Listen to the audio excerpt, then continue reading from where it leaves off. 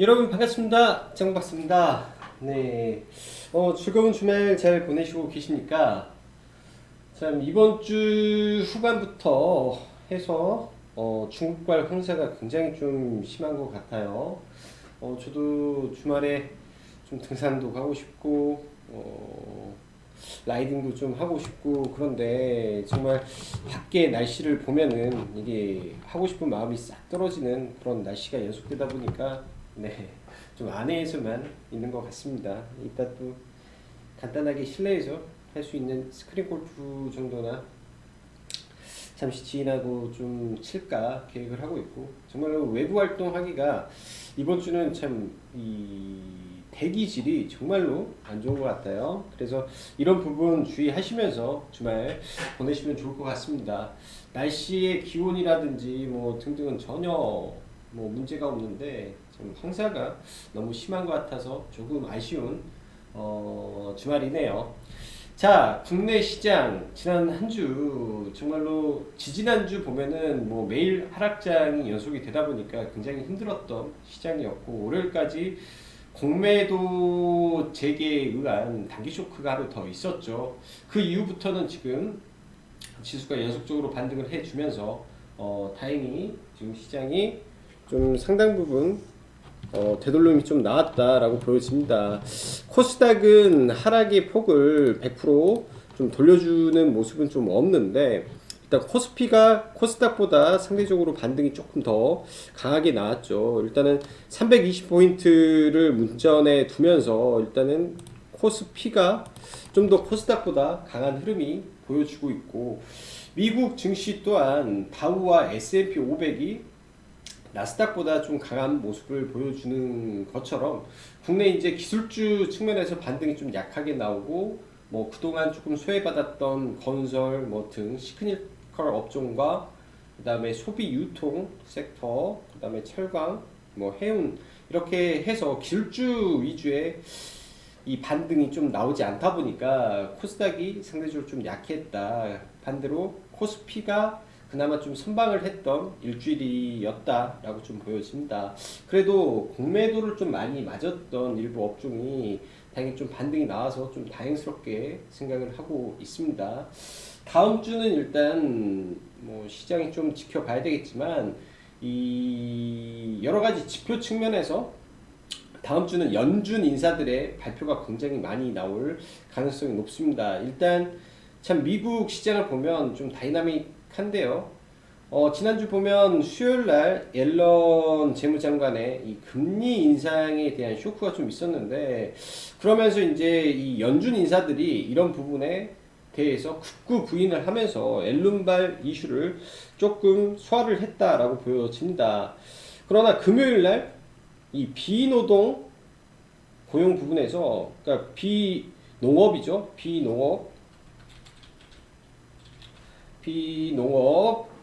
비노동인가 비농업인가, 교용이 아니라 고용 부분에서 시장 평균치가 뭐 어떤 증권사에서는 200만 명, 그리고 뭐 제일 낮은 데가 한 100만 명 정도 해서 뭐 평균치로는 뭐 130만 명 정도 이번 4월달에 고용이 예상이 됐었는데, 이 부분이 26만 명에 그치면서 거의 고용 쇼크가 좀 나왔죠.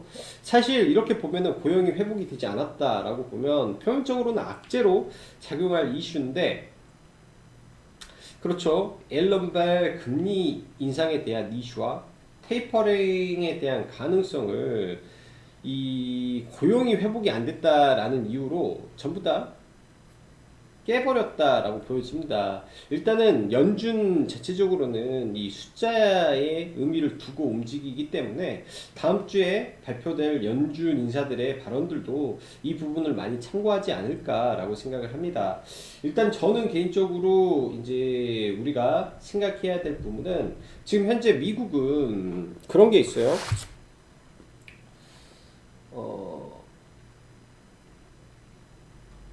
미국은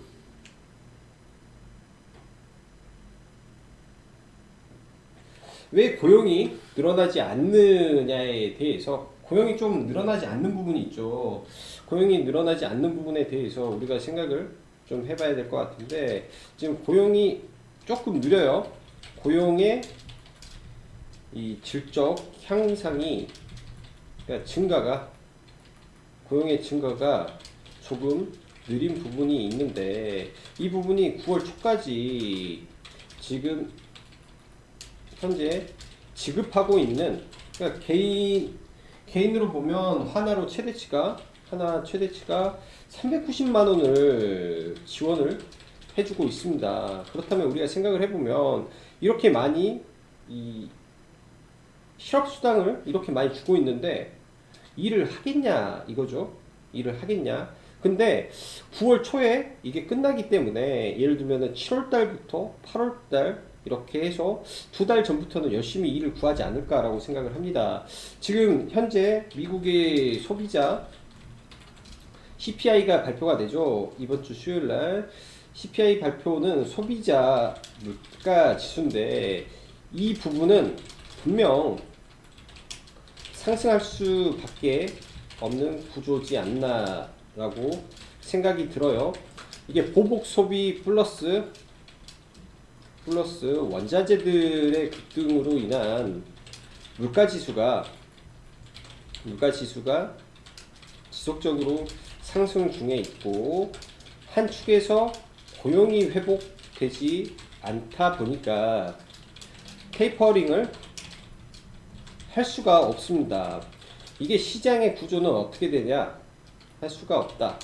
시장의 구조는, 그러니까 즉 미국의 패드의 출구 전략은 우선 인플레이션 플러스 고용입니다. 이 두 가지를 목표로 잡았기 때문에, 근데 인플레이션은 지속적으로 늘어나고 있고요. 고용은 이 실업급여를 멈추는 순간 고용은 엄청나게 늘어나겠죠. 돈을 안 벌면은 어디서 받을 데가 없는데 사람이 가서 일해야죠. 지금은 거의 400만 원에 가까운 돈을 주고 있기 때문에 일을 안 한다라고 저는 생각이 듭니다. 그래서 이런 부분이 회복이 되고 백신 보급이 늘어나게 되면 이 서비스 업종에서 대폭적인 이 인력이 필요하다 보면 고용은 알아서 늘어나 버릴 수 있다라고 보여주죠. 그러면은 전체적인 시장에서 테이퍼링 논의가 나올 수 있는 구간이 9월 달부터 혹은 그 전 가능성을 우리는 열어놓고 시장을 바라봐야 된다라고 생각을 합니다.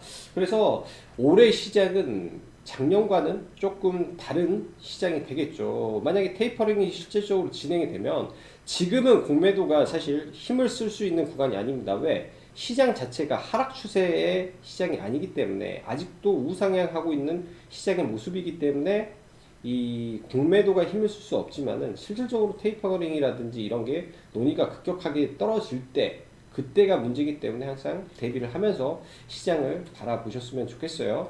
현재 미국은 매월 1200달러의 채권을 매입하고 있습니다. 1200달러면 엄청난 돈이죠.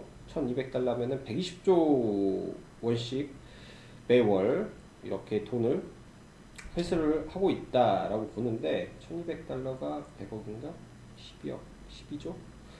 120조. 아무튼 굉장히 큰 돈을 하는데, 이거를 나중에 100억씩 줄이는 안으로 가고 있기 때문에 1년의 계획을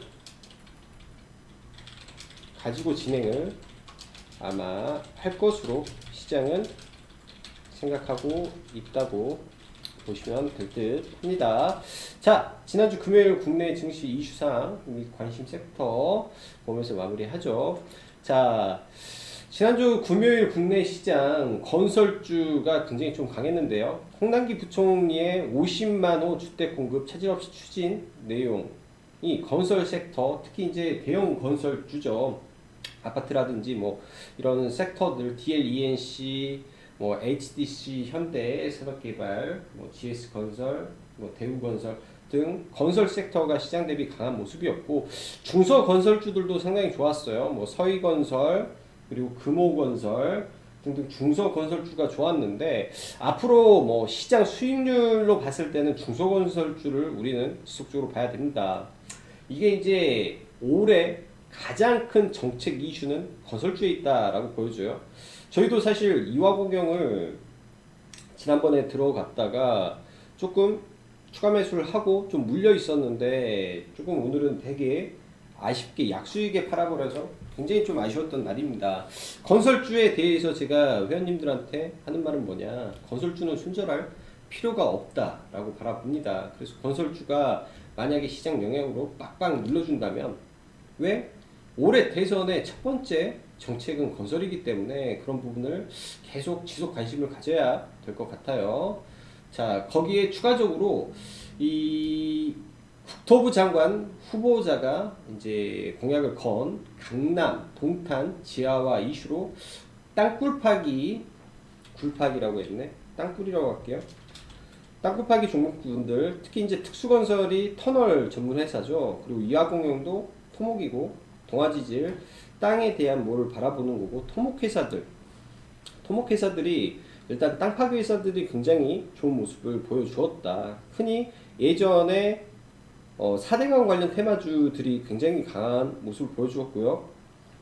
일단 특수건설 상한가 올라가면서 아마 월요일까지도 이런 관련 종목군들이 좀 움직이지 않을까라고 생각이 듭니다. 추후에 이제 눌림을 계속 봐야 될 거는 특수건설을 계속 관심을 가져야 되겠죠. 자, 금리 인상에 대한 기대감, 제가 금융주에 대해서는 뭐 지속 홀딩 의견을 드렸고, 여전히 저는 싸 보입니다. 눌렸을 때 그냥 계속 매집을 해서 연말까지는 들고 가봐야 되지 않나 라고 생각이 들고요. 해운 섹터는 BDI 지수가 하락을 하는 반면 HM은 선봉량이 70%까지 늘었다 라는 부분에서 오늘 추가 상승을 좀 보여주었습니다. 뭐 지금 구간에서는 전부 다 매수자 영역으로 보여주고 지금 매매하기는 조금 부담되는데, 일단 테크놀로직스가 중소형주 안에서 네, 반등이 굉장히 좋은 모습을 보여주고 있기 때문에 테크놀로직스 하나 정도는 관심을 가져도 될 것 같고요. 전일 이제 철강 섹터 이야기 드리면서 알루미늄 섹터를 말씀드렸었는데, 뭐 삼화알루미늄, 조일알루미늄 등 강한 반등은 나왔다라고 보여집니다. 이쪽 섹터 추가적으로 눌림이 나오면 이제 좀 관심을 다시 가져봐야 될 것 같고, 아까 말씀드렸던 중소형 건설주 특히 이제 두 개 정도 보면 될 것 같아요.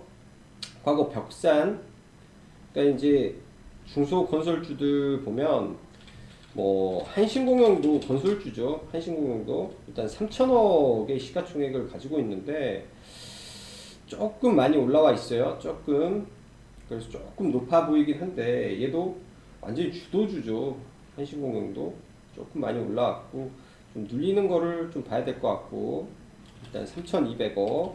일단 벽산도 주도주죠. 살아있는 주도주 안에서 지금 움직여서 떨어지는 자리를 보던지 아니면 2차 파동으로 돌파를 시키는 걸 보던지 해야 될 것 같고, 그 밑에 이제 2차로 움직일 수 있는 서희건설도 계속 가고 있어요. 서희건설도 계속 가고 있고, 이런 중소형 건설주들이 지속적인 상승을 해주고 있다라고 보여집니다.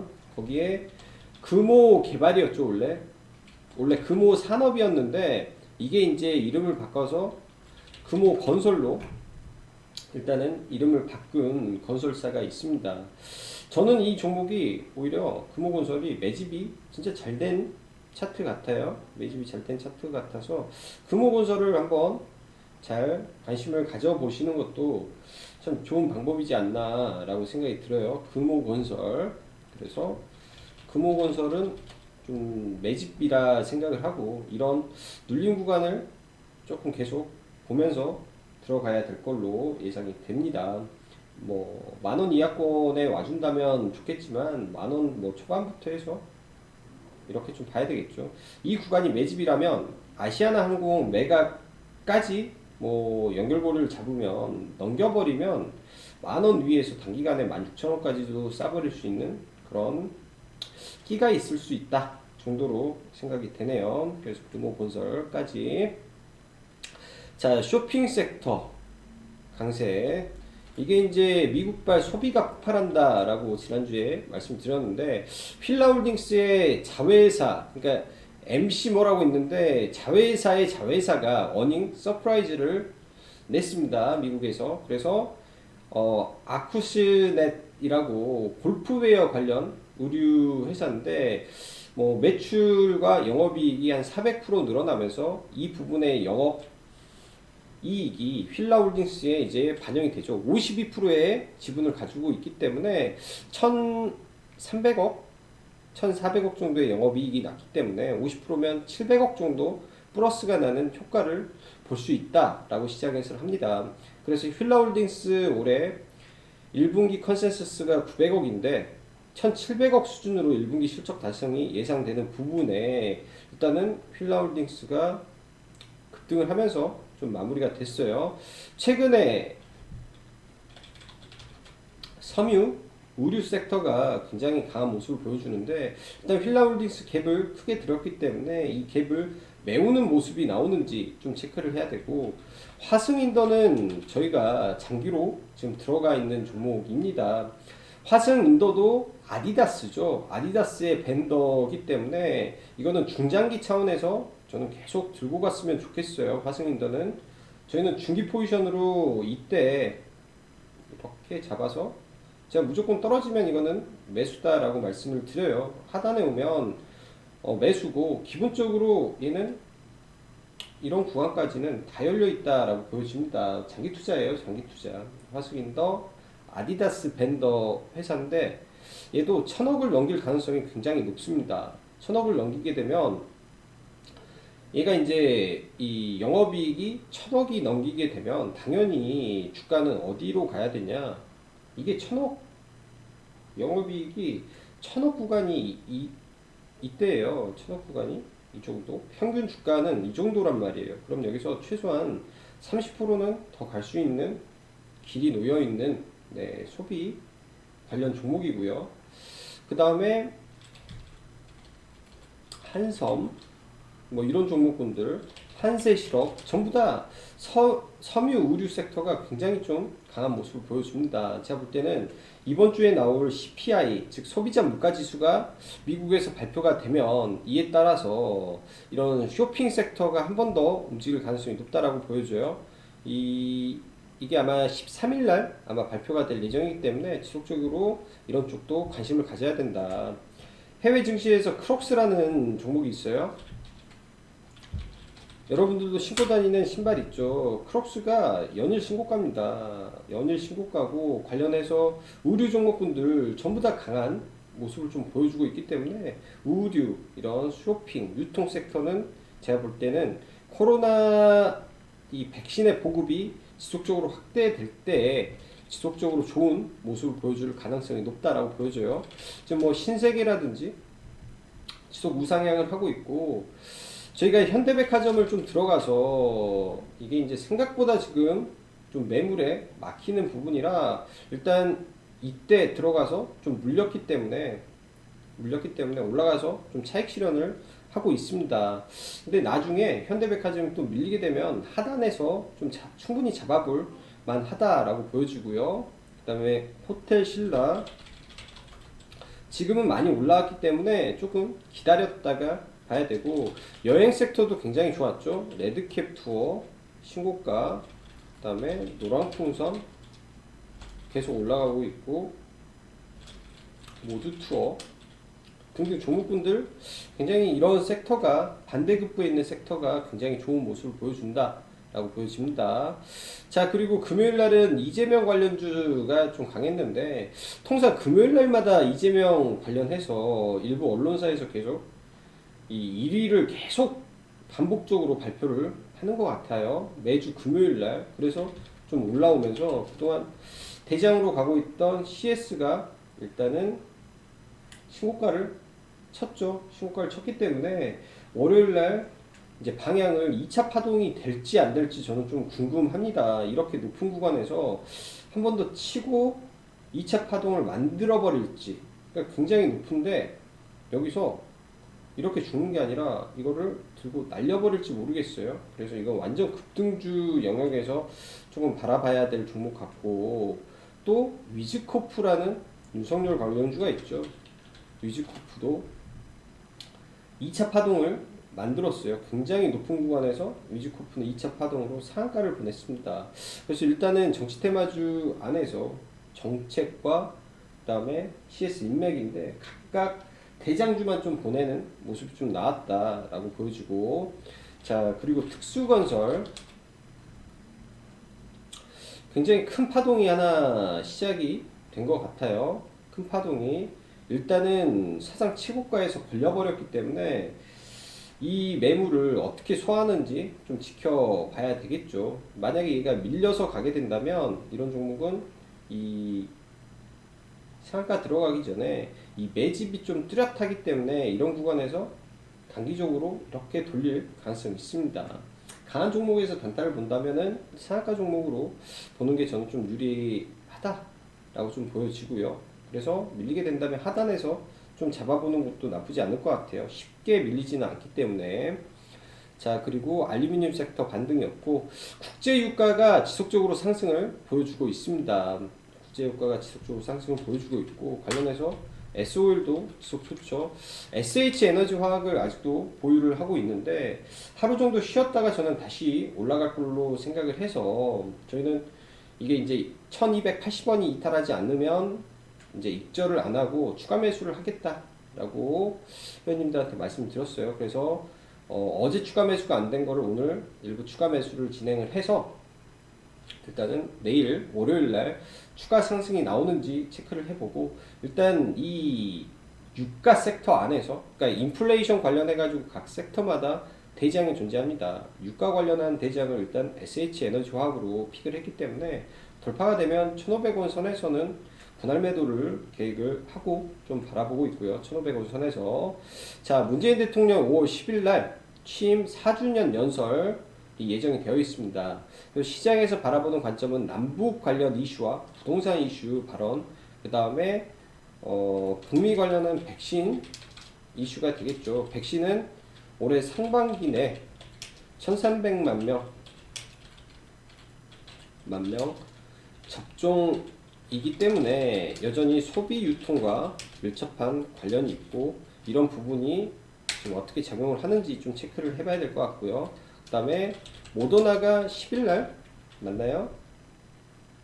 국내 허가 이슈가 아마 있을 겁니다. 모더나가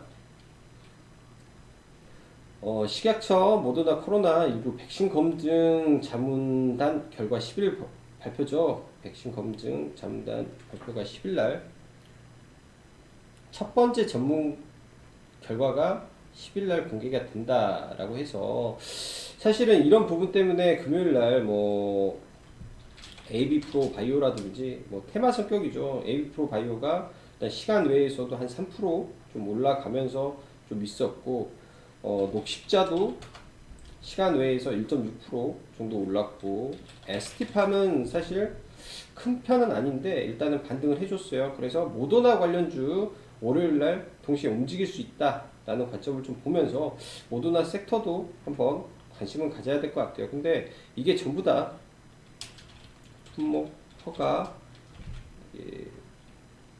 내용이 다시 한번 읽어보면, 첫 번째 전문가 자문 결과 발표, 첫 번째 전문가 그러니까 검증자문단, 그 다음에 중앙약사심의위원회, 최종점검위원회로 이어지는 외부 전문가 3중 자문 절차를 밟고 있다. 네.